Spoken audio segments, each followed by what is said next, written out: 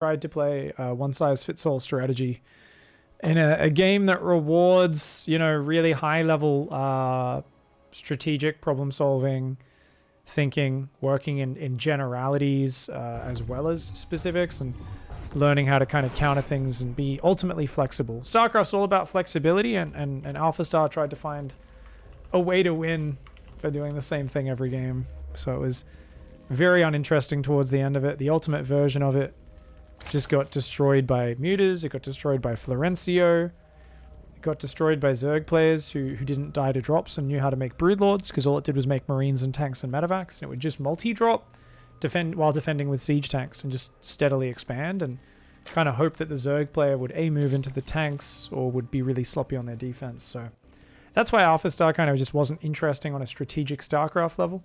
I'm sure there were lessons in the machine learning side, but even then it was definitely not pure machine learning, because there was too many obstacles. They had to keep giving it lots of carrots, lots of guided learning. It wasn't completely independent machine learning, though I don't know honestly how it was with chess or Go, but I mean, it's just such a more complex game. So in terms of how the pieces move, the maps, the balance, the number of units, the amount of statistics, you know, it's not just a piece takes a piece, it's a Marine does 6 damage a shot minus the armor, stutter stepping backwards on creep or off creep or around a choke point or in the open, and you think about just the vastness of StarCraft, right? There's so many ways to think about the game. I always was like, you know, there's no way it's going to beat the best players in the world unless it makes massive jumps and leaps in terms of its ability to, you know, to break down problems. Amazing narrow intelligence, but it still is very far from broad intelligence. And I do think you need broad intelligence to really become an absolute tip-top StarCraft player. But off the Alpha Star discussion, as we can get bogged down in that pretty easily, Probe gonna push on forward here. Gonna go for a little scouty scout. Doesn't know about that quick third hatch. Now this is a pretty far forward wall in. Astrea has been known for taking that third base, and with this position you can actually build a building there and there. Easily wall that off and go for a quick third. Stargate does go down. So it was Archon drop game 1, Skytoss game 2, and game 3. Now, he obviously committed to a ton of oracles and adepts last game and didn't find damage. That was, I think, a sign that like Ragnarok really respected it. He adapted well, and that was honestly just a testament to Ragnarok's awesome defense. Like his abilities as a defensive player to just absorb all those incoming waves, really, really well played.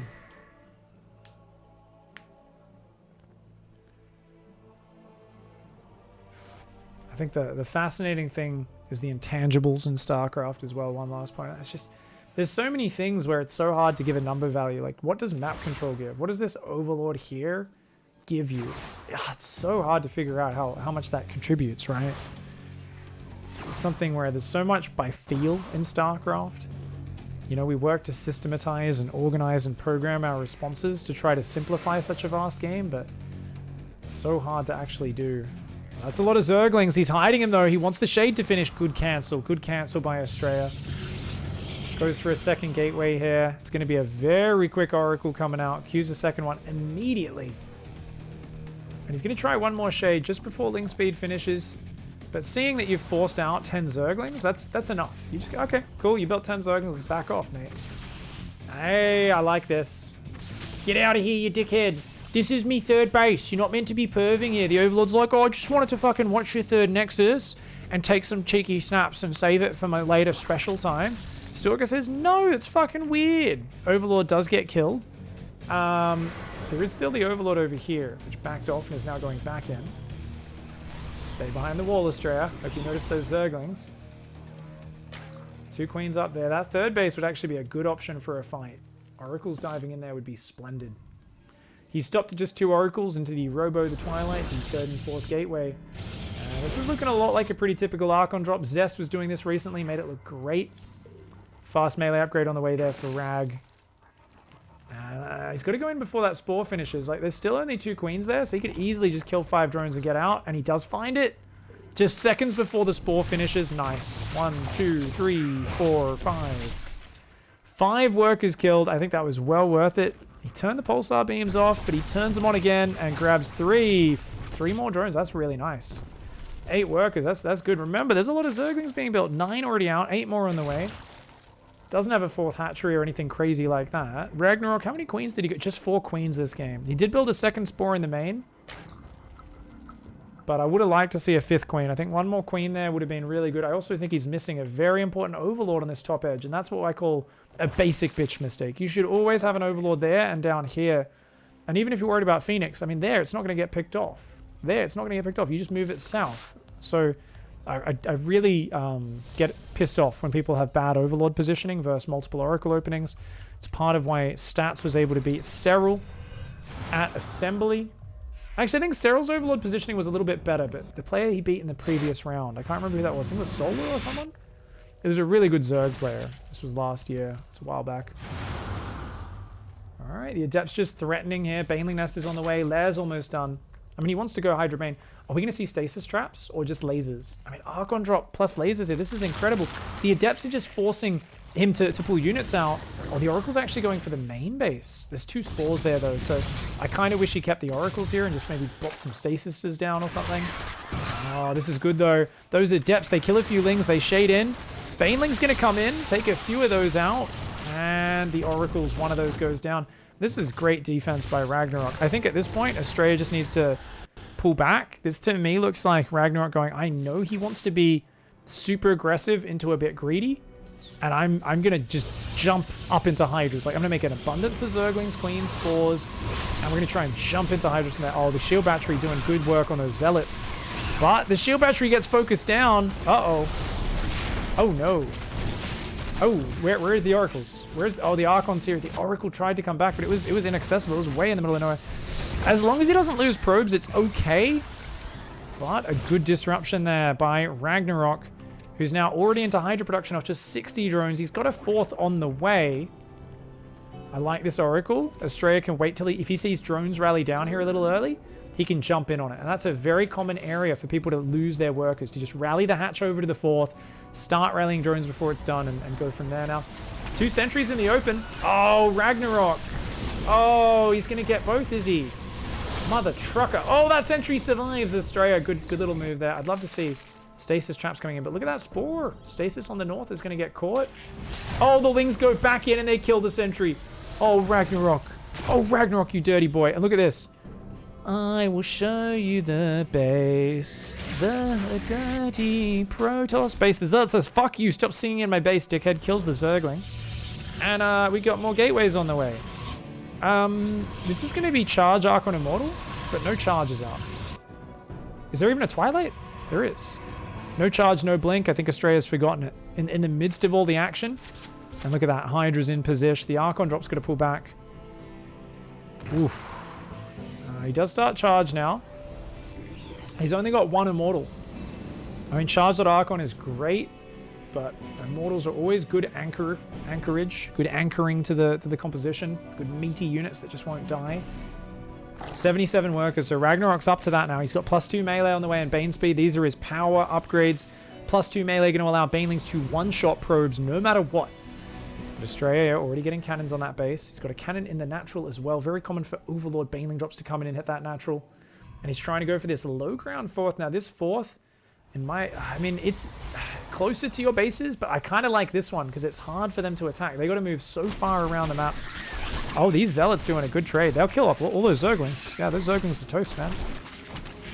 Nicely done there by Astrea. Keeps that going. But he sent the Archons back. I like this. At this point, you don't really want Archons. You want fast, hard-hitting units that are also expendable. In this case, that's the Zealots. Do not go into those Hydras, mate. They are still there. Overlord's coming down. Not sure what that's for. Is he planning a drop? 5th base on the way on the north side. Ragnarok's looking real good right now. He doesn't have any Banelings, though. So look at the supply. You're like, whoa! He's up in supply 30 with Hydra Bane? He's winning so much! Is he, though? That's not necessarily. It's the Banelings. That's where he gets the big supply and the big scaries from. Now, a lot of these High Templar, they've all got 1 storm, but about 20 seconds. A few of them are going to have 2 storms, and then the other ones are going to start getting more and more as well. Cannons and batteries are so good for anchoring these positions. That wall-off is huge. The fact that Astrea's still got his left watchtower, very important. It means he can focus on the right, and oh my god, he's going to go for the Baneling drops. Oh shit, that's a crazy move. There's no Stalkers in here. Oh, I mean, Archons still fuck the shit out of them, but you need to see it coming. Astrea might be a little too clumped in this choke because they're going to come. He's pull back, pull back, pull back. He clicks on him. He clicks. One of them goes down. Another one goes down. Oh my god, the micro too good from Astrea. He kills every single drop before they connect. That did absolutely nothing. The Zealots hit the 5th. That's an easy snipe. Zealots in the natural at the same time. Good night, sweet Prince, says Astrea. Oh, Astrea, you're going to watch his High Templar caught out. At the point where any other Zerg would back off and chill the fuck out, Ragnarok's like, well, I'm going to take massive damage at home no matter what. I got to go. Oh no, and he's just used all of his Zealot Warpins on the front. The Zealot's taking down the Queens though. Even if you lose your 4th, that's not the end of the world. Another Zealot Warpin's ready. Hydra's in the open, and look at that. I think, yeah, Astrea keeps his 4th alive. Yes, he loses a lot of his technical units, but he's on top of the rally, and he's chasing the Hydras down off the map as well. I think Ragnarok is just dead there. The Baneling drop is always a bit of a gamble, and especially a one-directional engage. Not a fan of how Astrea did that. You know, I would have loved him to start breaking down these. Send a Baneling drop in behind the natural. Attack down here with some units from the high ground of the 4th. Really force your opponent to manage multiple areas and then go for it. Or flank in from a surprising angle. Take this watchtower and then come in with your overlords from behind the army. But Astrea did a good job of managing map control, and that's why I was really doing a big shout out to the fact that Astrea kept that left-hand side of the map. He kept the vision there, and now he's up on 82 probes and he's just progressing. Now, don't get me wrong. It's hard for Protoss to go and finish the game, but I think you just keep doing Zealot run-bys, keep rebuilding the Archons and High Templar in your main army, and what I'm very impressed by is this Robo is being chrono boosted consistently.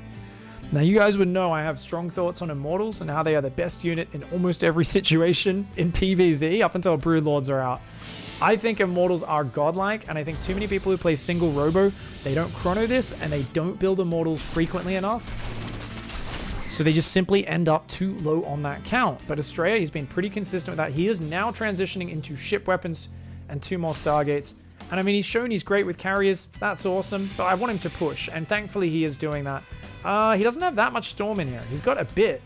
Oh man, he doesn't have much vision in front of this army. Uh-oh, uh-oh, oh no, uh-oh, he's got to get out now. The Banelings clear all the Zealots. Yeah, that's rough. And he doesn't have any backup High Templar. He's got 1 backup Templar. By having backup Templar is actually very powerful in this matchup. These two do not have Storm. Those Zealots are going to come in, but Zerglings, Spinecrawler, Hydras, I think they'll deal with that. Astrea says no morphing Banelings on the front and cleans those up. It looks like, oh my god, he's actually cleaving through the spine and all the Zerglings. And he's going to try to take out a few drones before he goes down. 1 drone, 2 drones. Not bad, not bad. Remember that Ragnarok is back on 4 bases. Astrea's got that 5th down here. He's transferring workers from his natural. His main he's already transferred out. He's going into carrier production just smoothly off the back of this. I got to criticize the fact that he's not rebuilding the High Templar as fast as I'd like. He's so focused on those carriers. And I really think a few more Archons, a few more Stasis Traps, a few more Storms. This is such a tiny army. And I get cannons and batteries give you a little bit of insurance. But I do want to see him be a little bit more careful. I also want to see Ragnarok take that watchtower off him. I think he's being spotted too early before these attacks really come to bear. Good High Templar micro is pulling back the low energy ones, moving the other ones further forward, but a bit too far out in the open. Lets his tiny army get surrounded. And as I said, where's the backup High Templar Astrea? You know, like, getting carriers is like, haha, I'm going to try and get a pawn to the end of the board. Well, how about just keep the queen that you already have on the board alive? I think that's a little more important here. Instead, this is getting way closer than it needed to be. He loses a bunch of probes. Those carriers are out of interceptors. He's got to fall back to the next wave of cannons and batteries. I mean, the Zealots are coming in large numbers, so I think he can chase this back now. A few interceptors, but realistically, these carriers, they look like big scary units. It's about 7 interceptors between them right now. Thankfully for him, the +3 Zealots tearing through the +1 attack Hydras. That was just a beautiful moment for Astrea when he microed. What he was doing in that fight, guys, I mean, I'm going to very quickly go back to that fight because it is where the game was decided.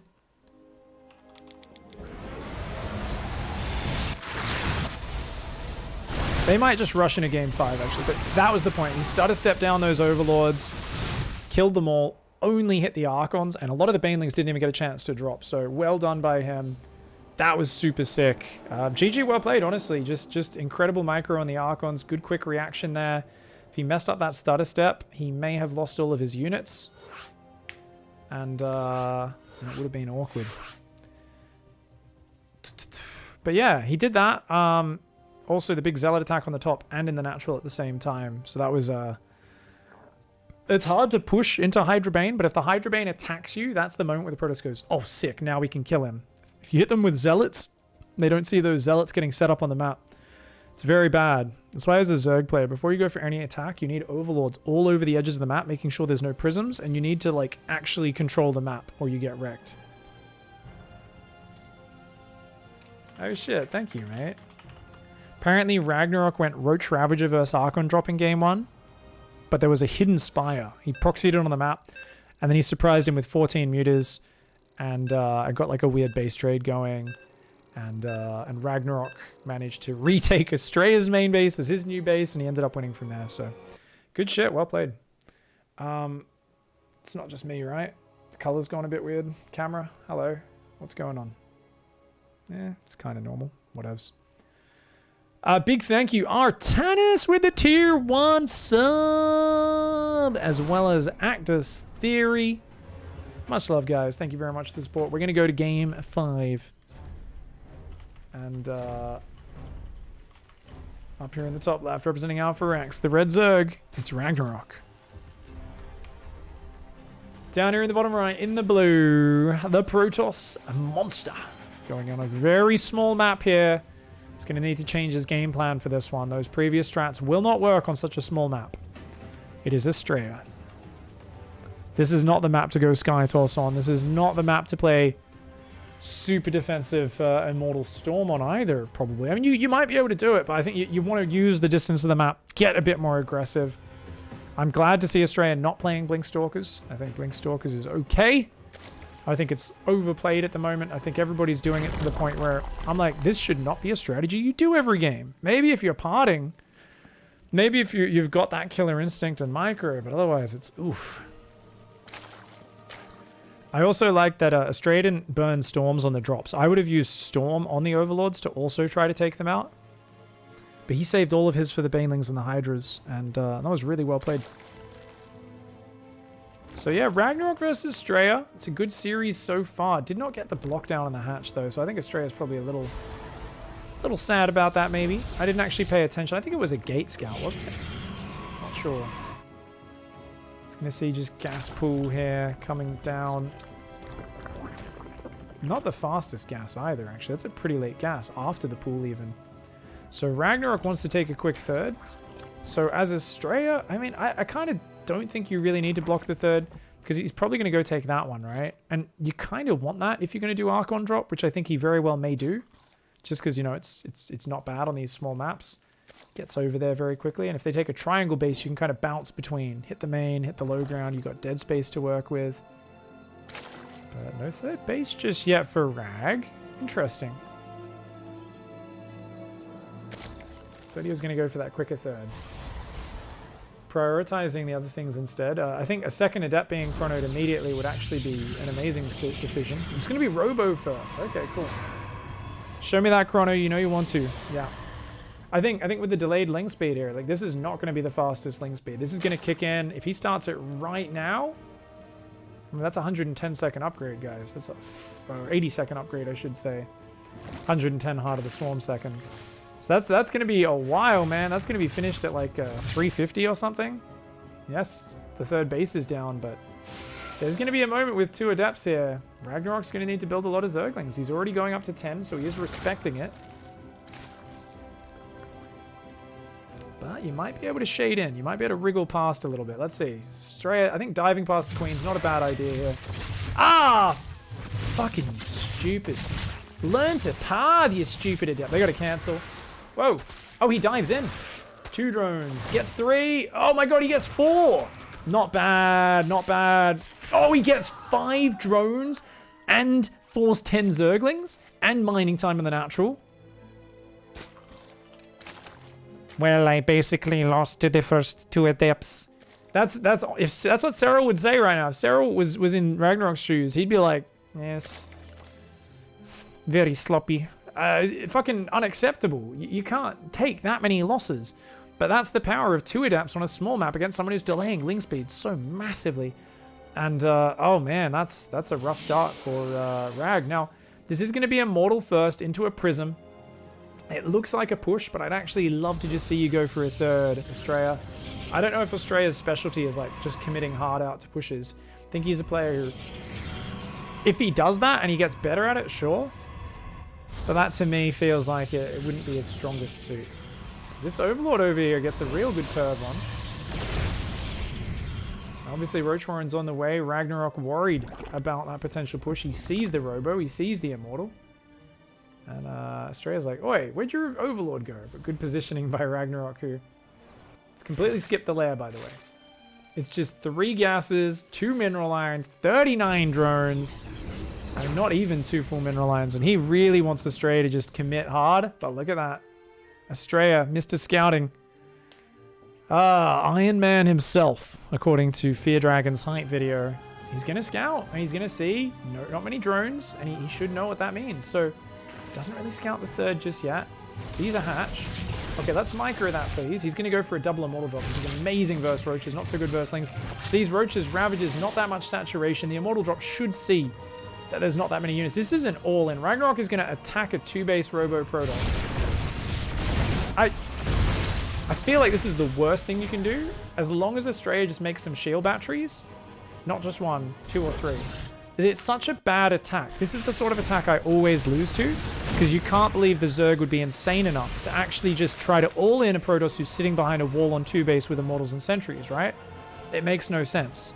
But Ragnarok is just holding down the Ravager and Ling button. And the thing is, Astrea sees this. And more batteries right now. DT Shrine is also a lovely idea, but I honestly feel like there should be 3 shield batteries. He's making a Templar Archives, but his gateway count's not amazing. No. Go home. Don't you dare. You've seen like 8 Ravages. Don't you dare push. No, Astrea. Bad. Go home. Go home. Bad. This is an all-in from Rag, man. Rags is all-in as a Zerg could possibly... Look at this Zergling count. Just get behind your wall. Thank you. All right. Rag starts a lair, but... I mean, I think Ragnarok knew he was behind from the Adepts, and basically what he said here is, I'm just going to overcommit to army and hope that he pushes into me, and then I'll just crush it, and then I'll win. I think the problem is that he showed too many Ravages, because he didn't want to take too much damage to the Immortals. I think he could have done a much better job with using the Lings and Queens to defend, as well as a couple of Roaches. Not show so many units, hide them. Purposefully deny Astrea's vision, and then I think Ragnarok could have hidden this a lot better. Instead, we've got Charge. There's even 2-base Storm on the way through. This is a very Astrea thing to do. He's like, well, you're not going to drone your 3rd base. Yeah, I'll make Storm on 2 base, I guess. Okay. A lot of players would never do that, but I think as the Ravager link count grows, it becomes more and more powerful. So Astrea's going to try to take the 3rd. It's going to be hard to keep that alive, though.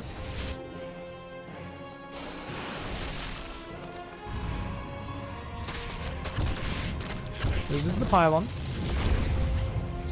Not a big loss yet. Still only 42 drones. There is a lair. Is the DT Shrine finished? Looks like it got scouted and cancelled.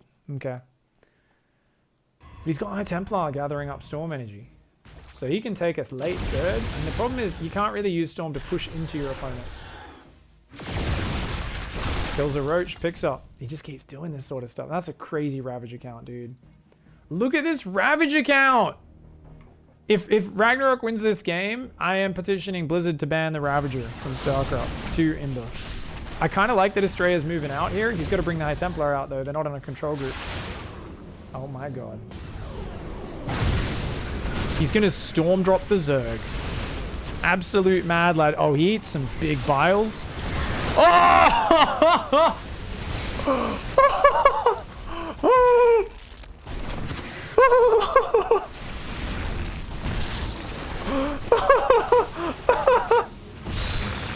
No. And forevermore, this area of Submarino was known as the fucking terrible bloodbath field of broken dreams for all Zerg players. The Forcefield Storm Drop combo. And look at this, he's dropping sentries and trapping them. Are you playing Icy Fire right now, Astrea? What even is this? Oh my god. What an absolute Chad. Oh my god. I said he needs to play a different strategy for this map. And boy, did he play a different strategy. I cannot wait. Chat's about to catch up and hit that. Chat is about to hit that moment. Astrea wins 3-2, goes through to the finals to play against Parting. Holy shit. I gotta watch that one more time. So this is that moment where Ragnarok's like, oh shit, he's got a lot of stuff.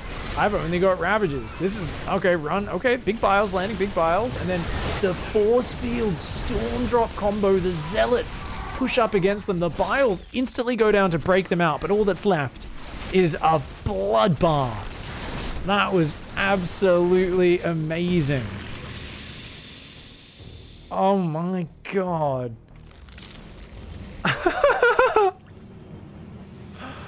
Oh my god. And then picking up sentries here as well. Like, he's like, yeah. He's like, I know he's going to try and kite me. You know what stops people from kiting? Dropping sentries and force field dropping behind them to trap them up against my armor.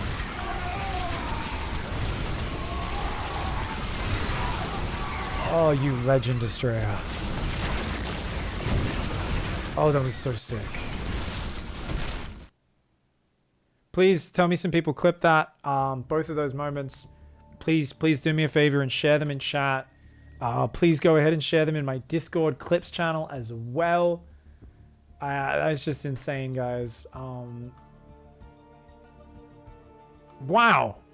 Astrea. I hope you guys enjoyed the second half of this series. I'm sure. Sorry I wasn't there for the first half. I was watching Parting 3-0 his side of the bracket. But we're going to cast the grand finals next. If you guys enjoyed this video, don't forget to smash the like button, click subscribe, and if you want to go above and beyond, please join those very special, amazing, beautiful piglets, those boars, those warhogs that have actually warhogs, I don't know, who've supported the Patreon. Links below in the YouTube description. Click down there. Thanks for watching. We'll see you in the next one.